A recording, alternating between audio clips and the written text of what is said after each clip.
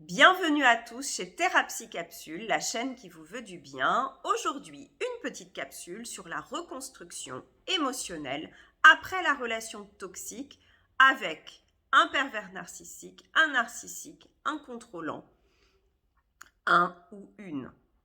Alors, qu'est-ce que je fais si je viens de sortir de cette relation pour guérir, pour retrouver toute mon intégrité psychique, pour retrouver peut-être pas la personne que j'étais, mais une meilleure version encore de cette personne-là? Qu'est-ce que je peux mettre en place? La première chose à mettre en place, c'est de soigner, c'est d'écouter votre individualité. Ça veut dire qu'il va falloir changer totalement votre façon de vous considérer. Il va falloir vous occuper de vous, mais pas de n'importe quelle manière. La première chose à faire, c'est de réaccorder totalement votre confiance, et votre conscience aussi, le lapsus est révélateur, à votre façon de penser, de décider, de réfléchir.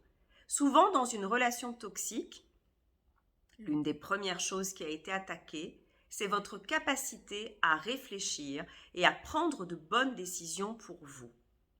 Alors je vous propose, et ça va vous servir pour le reste de votre vie, indépendamment de cette relation toxique passée, c'est de réapprendre à entendre votre petite voix intérieure.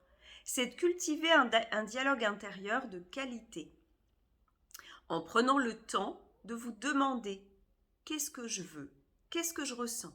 Est-ce que c'est bon pour moi ?» Prenez le temps d'élucider tout ça. Arrêtez de demander des conseils aux alentours, autour de vous. Recentrez-vous d'abord sur vous. Prenez d'abord vos décisions à vous et ensuite, bien sûr, vous pouvez en parler à un entourage bienveillant. Mais recommencez à vous faire pleinement confiance. Souvenez-vous que la seule personne qui peut prendre de bonnes décisions pour vous, c'est vous-même. Pourquoi ? Tout simplement parce que, on le dit en PNL, vous êtes l'expert de votre vie. C'est vous qui avez toutes les tenants et les aboutissants. C'est vous qui connaissez vos valeurs profondes, celles qu'il faut absolument respecter, qui sont comme une boussole. Les autres ne les connaissent pas. Ça veut dire que les décisions qu'ils vont vous pousser à prendre dans un sens ou dans un autre, c'est par rapport à leur filtre personnel, à leur façon de voir le monde qui n'est pas la vôtre. Privilégier ça c'est très important. Souvent, quand on sort d'une relation toxique, on ne sait plus prendre de décision. On s'en est remis bien souvent très longtemps à cette personne qui était centrale dans notre vie. On a subi l'emprise et l'emprise c'est quoi ? C'est le fait d'être décervelé. C'est le fait que quelqu'un finisse par coloniser notre pensée. Là, ce que je vous propose, c'est de recoloniser vous, votre propre pensée.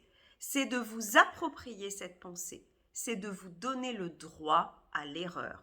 Souvenez-vous, on dit en programmation neurolinguistique, autrement appelée PNL, il n'y a pas d'erreur, il n'y a que du feedback. Cultivez ce mantra. Ça veut dire quoi ? Ça veut dire que vous avez le droit de vous tromper. Que l'essentiel, c'est ce que vous allez apprendre de ce processus. C'est en vous autorisant ces erreurs normales que vous allez récupérer toute votre autonomie. Donc la première chose pour la reconstruction, c'est je prends le temps de décider. La deuxième chose pour la reconstruction, c'est de passer d'un système où, en cas de problème, vous vous incriminez vous nécessairement. La question que vous vous posez toujours, c'est en quoi est-ce de ma faute? En quoi suis-je responsable? C'est de passer d'un système de contrôle intérieur et de critique intérieure à externaliser un peu la responsabilité. On s'est rendu compte que les gens qui sont plus anxieux, plus déprimés, ce sont les gens qui ont tendance à favoriser ça, c'est-à-dire à internaliser les difficultés en se disant toujours « mais quelle est ma faute à moi? En quoi suis-je responsable ?» Ce que je vous propose, c'est de commencer à répartir extrêmement bien la responsabilité. Qu'est-ce que c'est cette responsabilité? C'est peut-être vous occuper des autres aussi. Tiens, dans cette situation, peut-être que moi je suis responsable pour A, B et C, et le monde extérieur, en quoi peuvent-ils peut-être être aussi responsables que moi? Et progressivement de faire basculer, peut-être que vous allez passer d'une responsabilité interne à 80 et 20 pour l'extérieur. L'idéal, ce serait de passer à 50-50 et peut-être d'arrêter de traquer la faute parce que ça vous fragilise, ça fait de vous des proies potentielles, mais plutôt de vous dire « Ok, cette situation ne me convient pas ». Au lieu de me poser la question de qui est-ce la faute, je vais me demander comment je peux en sortir, qu'est-ce que je peux mettre en place, qu'est-ce qui est intéressant là-dedans pour moi à apprendre. Je vous propose une façon de penser différente. C'est une façon qui est beaucoup moins centrée sur la culpabilité, la honte et la peur, qui sont les armes favorites des manipulateurs, des gens toxiques, mais plus avec de la proaction. Qu'est-ce que moi je peux faire dans ces circonstances pour aller bien, pour me sentir mieux? Le troisième outil que vous pouvez mettre en place, c'est de cultiver un dialogue intérieur différent. Un dialogue intérieur fait d'affection pour vous-même, d'amour, de compréhension, d'empathie. Utilisez ça systématiquement.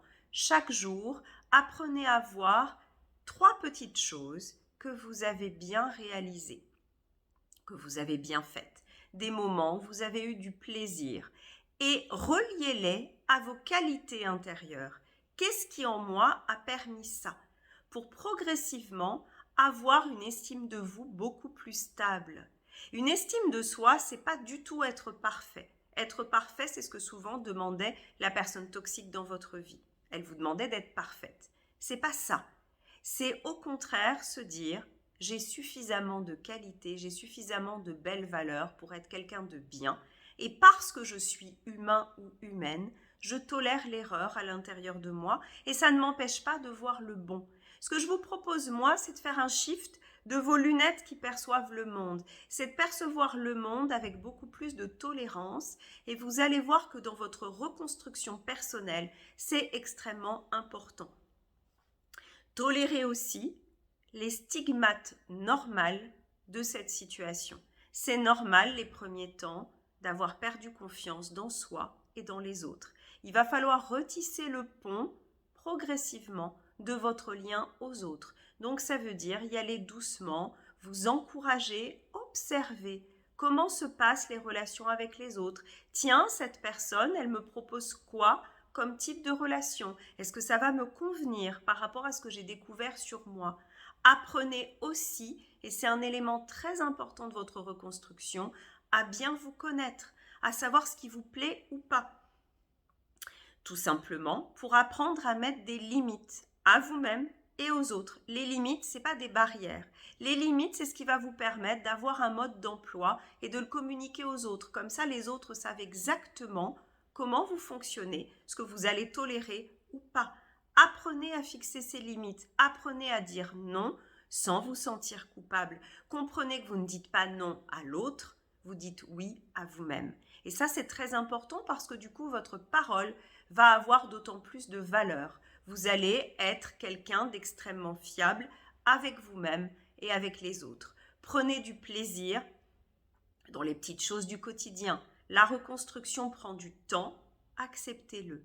Acceptez que c'est un processus qui va vous en apprendre beaucoup sur vous, sur le monde, et fixez-vous des objectifs à moyen et plus long terme, des objectifs accessibles et motivants.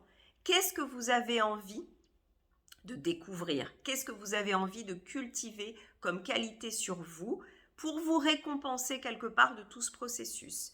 Par exemple, ça peut être j'ai envie de découvrir une vraie sérénité à l'intérieur de moi. Donc, je vais utiliser tout ce processus de reconstruction pour apprendre peut-être la méditation de pleine confiance aussi, le yoga, plein d'autres choses pour être une femme ou un homme plus riche à l'issue de ce processus. À très bientôt.